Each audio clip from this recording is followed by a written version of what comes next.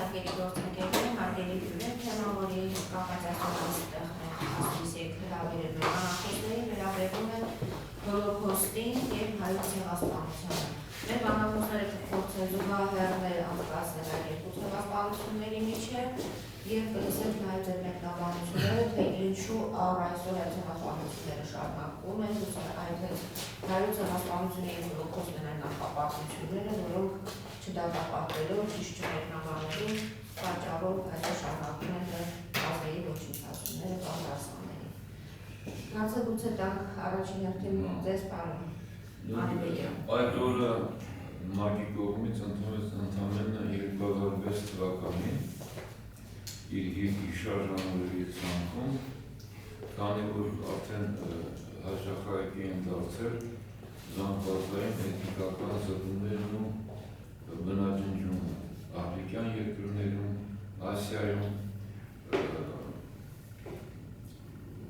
որոշ առումով Լատինական Ամերիկայի երկրներում։ Հիմա ինչու է հետաքրքիր հոլոքոստը նախ մեզ համար, ինչի ապետ այդ օրը նշել և չմոռանալ։ Դա զգուշացում է, հիշեցում է մարդկությանը, որ չի կարելի էթնիկական հատկանիշի նման վրա բնաջնջել մեծ ամբողջ ժողովուրդը։ Երկրորդը, բնաջնջողը ֆաշիստ է, այսինքն նա մարդ չի, նա օրենքից դուրս է, նա պետք է դատապարտվի։ Եվ այս առումով մենք գիտենք, որ վերջի 10-րդ Ուկրաինայում և մեր Բալտիկայում փորձում են հերոսացնել ֆաշիստների հետ համագործակցող իրենց աջակիցներին, որոնք նույնպես բնաջնջել են տեղական հրեաներին։ Եվ այդ առումով հոլոքոստը ցուցադրումն է, որ դա չի կարելի ֆաշիստների հետ համագործակցող խմբավորումներին կամ անհատներին մեծարել և նրանք նույնպես ենթակային քննադատության դաշտ։ Ու հաջորդը, որ առաջին նման զանգվածային էթնիկական նորագույն պատմության մեջ բնաջնջում եղել է Թուրքիայում հայերի նկատմամբ, ընդ որում առաջինը դրա մասին աշխարհին հայտնել են հրեաները, դա մասին պրոֆեսոր Պողոսյանը մեզ նույնի մասին բացատրի, ու ամենակարևորը հրեաները ամբիցիայի մեջ ընկնելով չեն ընդունում, չէ, ընդունում է, որ եղել է նման դեպքեր, բայց որակավոր դա որպես ցեղասպանություն, իրանք մի քիչ որտեղ կախ են գցում, թե պետք կնեսետում այդ իսրայելա-թուրքական հարաբերությունների սրման պահին կնեսետում նորից բանաձև ադրվում, որ եկեք ճանաչենք, և որ Թուրքիան գնում է ինչ-որ զիջումների, այդ բանաձևը նորից հետ են վերցնում, այնպես ցեղասպանության, հայոց ցեղասպանությունը հրեաների մեջ հմուտ օգտագործում է իր արտաքին քաղաքական խնդիրների լուծման համար։ Բոլոր դեպքերում մենք պետք է ցույց տանք, որ երկու ժողովուրդը համաշխարհային պատմության մեջ, որ մեծ ավանդ ունեն համաշխարհային մշակույթի գիտության զարգացման արվեստների մեջ, եղել են դաժանաբար ուրեմն նահատակված, և դա պետք է օրինակ լինի հաջորդ սերուցում ստացան հոլոքոստի դիմաց, մենք էլ կարող է ժամանակ գանք, այդ փոխհատուցումը կստանանք։ Պարոն Ղուկասյան, խոսքը ձեզ տալիս, ինչու հոլոքոստ։ Ինչու։ Ինչու հոլոքոստ։ Նախ նրա համար կարելի է ասել, որ ժամանակին չի դատապարտվել հայոց ցեղասպանությունը։ Նախ առաջին դա է, սա շատ կարևոր հիմնական միտք է։ Ով է առաջինը ճանաչե ոչ թե պետական մակարդակով, այլ ընդհանուր գիտնականների, հասարակական գործիչների կողմից դրանք եղել են հրեաներ, հենց հրեաներն են 15 թվականին, մենք արդեն անցկացել ենք այստեղ պրես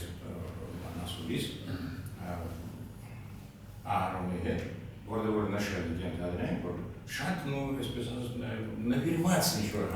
հայոց մտքին, հայոց ցեղին, եղել են հրեաները, օրինակ Սարա Արոնսոնի անունն է նստել։ Սա սուրբ է, ես բանում Իսրայելում համարում է սուրբ, սրբություն։ Սարա Արոնսոնը, որ հենց այդպես ասել է, մեր արյունը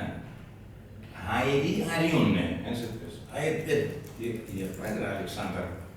Արոնսոնը հենց այդ բառը ասելիս նամահանում է, տանջված լինելով թուրքերի կողմից։ Նա ականատեսել է Սարա Արոնսոնը ձերբակալվել էր Թուրքիայի իշխանության կողմից եւ բավական տանջանքից հետո սպանվել էր։ Նա առաջին էր տպագրել հոդվածներում հայրենասիրության մասին եւ առաջինը մենք իմացանք, որ հայերեն ոչ միայն քշել են դերձոր, այլ բարել եկեղեցիներում, խարույկների վրա եւ այսինքն մենք առաջին ենք Հոլոկոստը նշանակում է հրկիզված կենդանի հրկիզված։ Մենք առաջին ենք կենդանի հրկիզված եղել եւ դա եթե ճիշտ ասում բան Պողոսյան, եթե ժամանակին դա պարտվեր հանրության կողմից, գուցե եւ հրեական հոլոկոստը։ Այսինքն եթե հայոց ցեղասպանությունը գենոցիդ է թողել որպես հոլոկոստ, երկրորդ հոլոկոստը հաստատ չէ։ Հենց դրա համար Վիկտորն ասել է 39 թվականին ասա իմ հոդվածները ամսի апреле, апреле 9, кто помнит сегодня об армянах? Гитлер, Гитлер и Барна. Энтузиаст нас Гитлер и Барна, даран мер ժամանակից պրոբլեմից ամենաքայլեսը ողբերգական պրոբլեմներից է։ Այսինքն հիշում են հայերի մասին այսօր։ Նրանք, որոնք ընդունում են ցեղասպանությունը, չեն հիշում նրանք, որոնք չեն ընդունում։ Հիմա այստեղ մի քանի հարց կա եւ հրեաների կողմից սխալ բաներ են խոսում հայոց հիմա այս ժամանակից հայ պետք է ասել հրեաների մոտ չկա այնպես ինչ-որ միասնություն, որ բոլորը ինչ-որ չխոսեն ընդհանրապես կան, որոնք ընդունում են հիմա կան, գրքեր են դնում, բացահայտ խոսում են այո, բայց տուն տվողները հենց դրանք են, որոնք չեն դեմ են եւ այստեղ երկու հանգամանք կա մեկը որ իրենց հոլոկոստը ավելի բարձր են գնահատում, ինչու համար որ սա սրբություն է, իսկ հայերի ցեղասպանությունը նախ չեն ընդունում, իսկ եթե նույնիսկ ընդունեն, ինչպես Յայիր Ավրոնը, որը հենց մեր պրեզիդենտի ձեռքից պրեմիա է ստացել, իր դերքի համար հայոց ցեղասպանությունը, դա ավելի ցանցեր են դնում հայոց ցեղասպանությունը, դա ասում ինչ կա, սա աշխարհիկ բան է, երևույթ է, այսինքն ավելի ցած է։ Հիմա մենք պետք է ցույց տանք հենց մեր եղբայրներին այս ասպարեզում, մենք հայերը եւ հրեաները եղբայրներ են, եւ սա ով է ցույց տվել առաջինը, նախ Սարա Արոնսոնը հենց այդպես ասել է, եւ Նիլի խմբակցության բոլոր գործիչները 15-16 թվական ականատեսները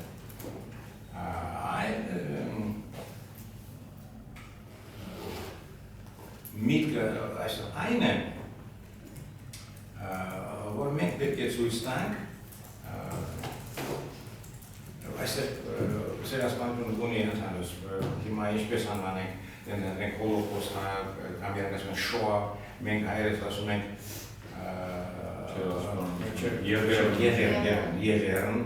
Եղերն ենք ասում այո կամ ցեղասպանություն այն է որ այստեղ կա ցեղասպանությունը ունի տեսական կողմ այս տեսական կողմը պետք է բացահայտել պետք է ցույց տալ որ օրինակ մենք Հայաստանում մշակում ենք այդ ցեղասպանության կողմը տեսական կողմը այս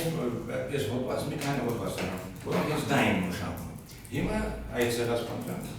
կողմը օրինակ մեր շատերը մեզ մտածում են Հայաստանում եղել է եւ տեղափոխություն այսինքն դեպորտացիա եւ ցեղասպանություն Ես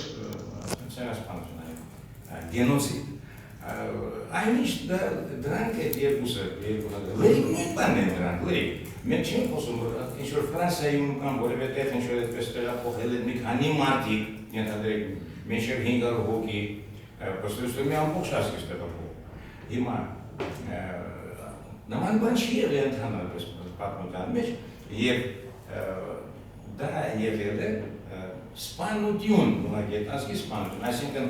տեղափոխություն դեպի այլ աշխարհ Պարոն Պողոսյան, եթե եզուգահեռներ անցկացնենք Հոլոկոստի եւ հայոց ցեղասպանության 15 թվականին, ի սկզբանե արդեն տարբերությունը սկզբից էլ ակնհայտ է, սա պատերազմի տարիներն է։ Պատերազմի տարիներն է։ Ֆաշիզմի կողմից արդեն ձեռնարկող այդ ծրագիրն է, որտեղ այո, տոտալիտար ռեժիմ խաղաղ բնակչությանը, այսինքն ակնհայտ հենց սկզբից տարբերվող ճիշտ է, դրանք ցեղասպանության երկուսն ցեղասպանություն, բայց իրենց որակով արդեն է սկզբանե դրանք։ Նույնն է, ես ասեմ ինչու։ Հրեաները պատերազմով կողմ չեն եղել։ Գերմանիան, երբ որ սկսել է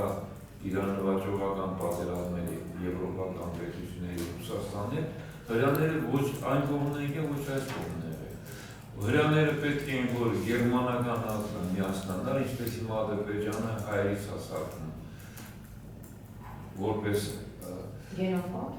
գենոֆոն չէ, որպես ադրբեջանցիներին միավորող գործոն։ Այդ ձեր թշնամին, նայեք բոլորս միավորվենք, նայենք մեր բոլոր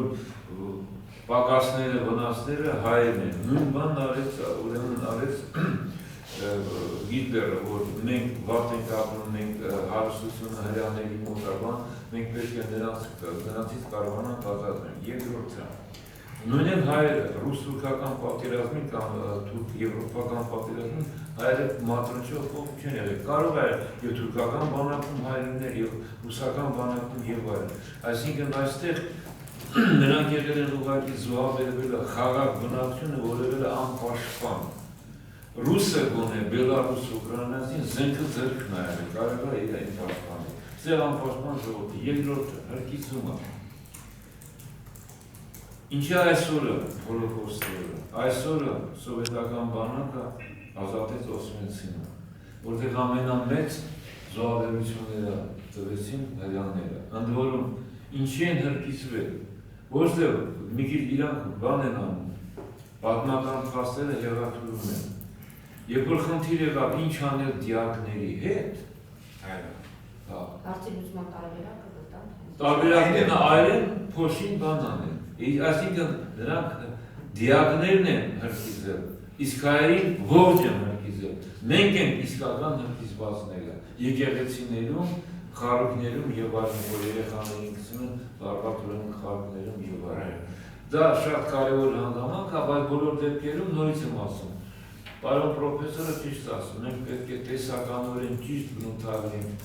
ցեղասպանության էությունը, որ կարողանանք ճիշտ որակավորեն պատմության մեջ հանդիպման էթնիկական զտումները, թե սպանության, թե բռնատեղափոխման, թե այլ մեթոդներով։ Միտքը մնում է նույնը, որ ժողովուրդը զրկում է իր պատմական հողից, նա կորցնում է իր կյանքը, կորցնում է իր մշակույթը, կորցնում է իր ունեցվածքը եւ այլն։ Սա է կարևորը գենոցիդի համար։ Ընդ որում ցեղասպանությունն է, որ արվում է պետական ապարատի միջոցով։ Եթե հիմա եզիներին մենք խմբով գնանք եզի սպանենք, դա ձեր ցեղասպանություն չի, դա էթնիկական բախում է։ Բայց եթե պետությունն է խառնում, դա արդեն դառնում է ցեղասպանություն եւ դա դատապարտել է, որտեղ պետական ապարատը պետք է ապահովի բոլոր քաղաքացիների իրավունք, իսկ այստեղ գնում է էթնիկական ուրեմն տարբերակում եւ ամբողջ մեքենան աշխատում է ինչ-որ մի էթնիկական խմբի դեմ։ Պարոն Պողոսյան, ինչ ունեք ավելացնել։ Այո, ինչ ուզում եմ ասել, մենք տանուլ տվեցինք ցեղասպանության հավանյակը, անկասկած։ Այդ շոս պրեզիդենտը, որ եկել է մեզ, սա ցույցած երևույթ է։ Այն թուրքը հավաքել է 74-ը,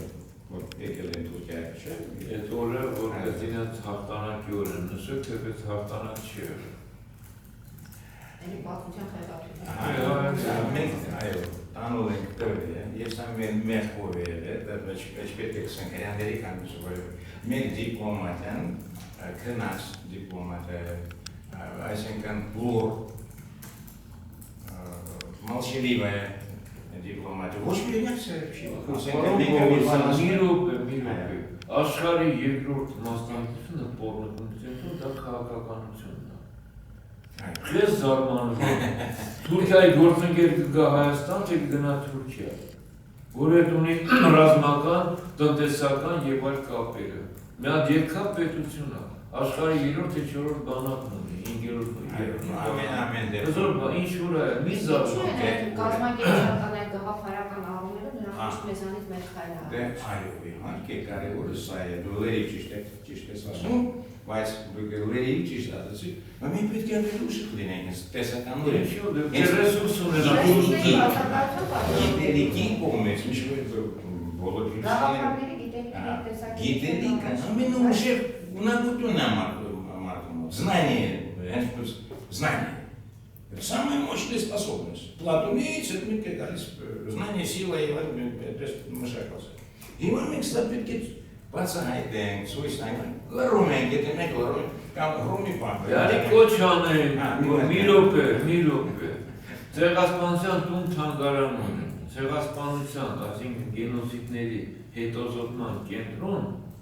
գիտական չունեն, որը կոնֆերանսներ կկազմակերպի, ժողովներ կկազմակերպի, հետազոտություններ կանի, եթե ինչ-որ մի բան անում կահազանգի, նման բան Հայաստանը կարող ասել, դա մեծ գումարներ չի պահանջում,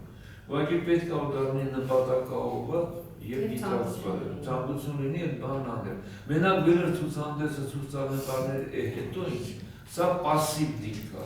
Բան պրոբլեմն է, պետք է ինչ ագրեսիվ լինենք, պետք է ինչ ակտիվ լինենք, ինչ ավելի մխրճվող լինենք, մի քանի քայլ առաջ գնանք, որ կարողանանք կարողանանք։ Այնպես որ կարելի է Հայաստանում հիմնել ցեղասպանության հետազոտման գիտական մի հատ կենտրոն, որը իրոք կարողանա այդ բացերը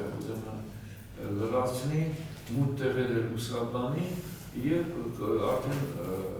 հակաճառելը, հակապաստարկները Հայաստանի հայրենիքարհամբաստիկ թվականին ինչ է, արդեն հիմքեր կկորցնի։ Կասկան որ դա իրոք դասական ցեղասպանություն։ Ես այստեղ նշել եմ, նշել եմ, որ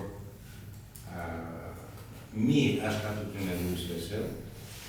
հանճարեղ աշխատություն, դրանց հետո չի եղել ցեղասպանությունների մասին, դա die 40 Tage des Musada. Franz Werfel, Harasuna. Հիմա հերյանները, որոնք նստած են այդ Օսվենցիմում կամ որևէտեղ, ինչու են զբաղվում, միայն եթե իրենք գրքերում են, ինչ են կարող, Franz Werfel-ի գիրքը, Franz Werfel-ի գիրքը, և եթե դա չլիներ, որոշ առումով իհարկե չեմ պնդում որ անպայման է Իսրայել պետությունը չի ստեղծվելու այս աշխատության դերը շատ բաց է եղել։ Կարողացան իրենց գաղափարը։ Չէ, միայն դա են կարում, ուրիշ բան չեն կարում։ Հետո դրանք բոլորը հրաները գիրք մարդիկները։ Օրինակ ես մեզ մոտ ցեղասպանությունը կատարել, բայց շատ անդրագետ ճիշտ ասած զոհ գիրք մարդիկ։ Դրանք նստած ուսումնասիրում են եւ հենում են այդ աշխատության վերաբերյալ։ Հրավերները հաղթել անեն։ Կցանկանայի ճշտել, այսինքն ձեր կարծիքով, եթե հիմա Իսրայելը այդքան հզոր պետություն է դարձել, դա այդ իրենց մտավորականության շնորհիվ է, հա? Ոչ Меня спрашивают, Մինչև 70 թվական աշխարհի ֆինանսների 60%-ը վերածվում է հрьяաների կողմից։ Հрьяաները տարեկան ստանում էին իրենց համայնքի ամերիկյան միայն համայնքից 1.5 միլիարդ։ Նույնքան գումար տրամադրում էր Իսրայելին համաշխարհային հրեական բանկը, որը գտնվում է Լոնդոնում։ Ես չեմ ասում, որ իրենք ստեցին տեխնոլոգիաների զարգացումը, ունեն ատոմայարում, ունեն հրթիռներ, ունեն առաջատար տեխնոլոգիաներ, որոնք ապաստանից սարքում են ծաղկում պարտեզներ։ դա հիմա մենակ խելքը ոչինչ չի անի, բայց միայն փողն էլ ոչինչ չի անի, դե Սաուդի Արաբիայի օրինակը, որը նոր հասկացավ, սկսեցին ցորեն մեծացնել ուրեմն ավազների մեջ եւ արտահանել ցորեն։ Իսկ մինչև դրանք միշտ հարցը կրում էին փողը մենակ չէ, խելքն է պետք, երկուսը միասին բոլոր հարցերը կարող է լուծել, բայց դա պետք է ունենա հստակ նպատակ։ Ռեսուրսների ուրեմն կուտակում, համակենտրոնացում եւ կազմակերպում, որը բոլորը Իսրայելն ունի։ Երևի արդեն ժամանակում